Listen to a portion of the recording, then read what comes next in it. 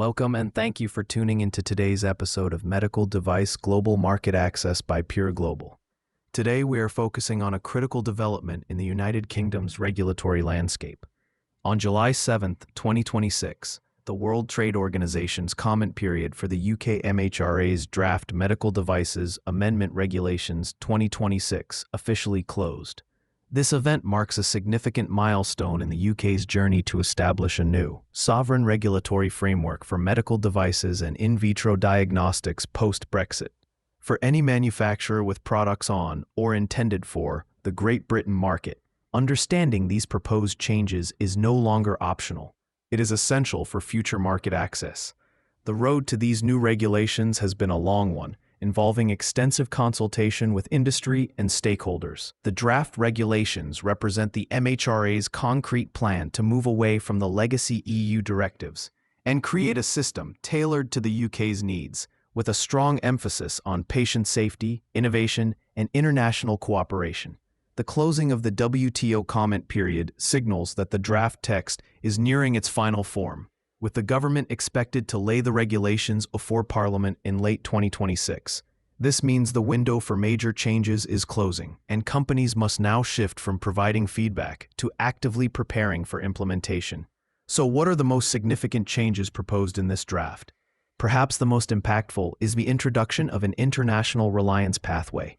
This framework will allow the MHRA to grant UKCA marking based on approvals from other trusted international regulators, such as the US FDA, EU notified bodies under the MDR and IVDR, and authorities in Canada, Australia, and Japan. This is a pragmatic approach designed to streamline market entry for devices that have already undergone rigorous assessment elsewhere, potentially reducing duplicative reviews and accelerating patient access to new technologies. However, manufacturers will still need to meet specific UK requirements, including registration with the MHRA and appointing a UK responsible person. Another cornerstone of the new framework is the implementation of a comprehensive Unique Device Identification, or UDI, system. This aligns the UK with global trends aimed at improving device traceability throughout the supply chain. Manufacturers will be required to assign UDIs to their devices and labels and upload relevant data to a new UK-specific UDI database. While the principles are similar to the EU and US systems, the specifics of the UK database and submission requirements will demand careful attention. This will impact everything from labeling and packaging to internal data management systems. For manufacturers of in vitro diagnostics, the changes are particularly profound. The draft regulations will transition the UK from the old list-based classification system of the IVD directive to a modern risk-based classification model, mirroring the A, B, C, and D categories of the EU's IVDR. This reclassification will mean that a significant number of IVDs, previously self-certified, will now require conformity assessment by a UK-approved body.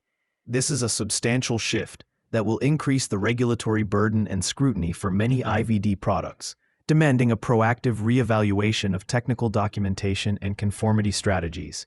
The regulations also introduce strengthened requirements for post-market surveillance, vigilance reporting, and specific rules for implantable devices and software as a medical device, reflecting global best practices. With the final regulations expected later this year, now is the time for action. We recommend several practical steps for your regulatory and quality teams. First, if you have not already, review the draft regulations in detail. Understand how the new definitions, classification rules, and conformity assessment routes apply to your specific product portfolio.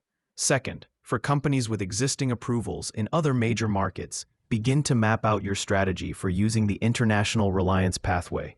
Identify which of your products might be eligible and what UK-specific documentation will be needed to supplement your existing dossiers.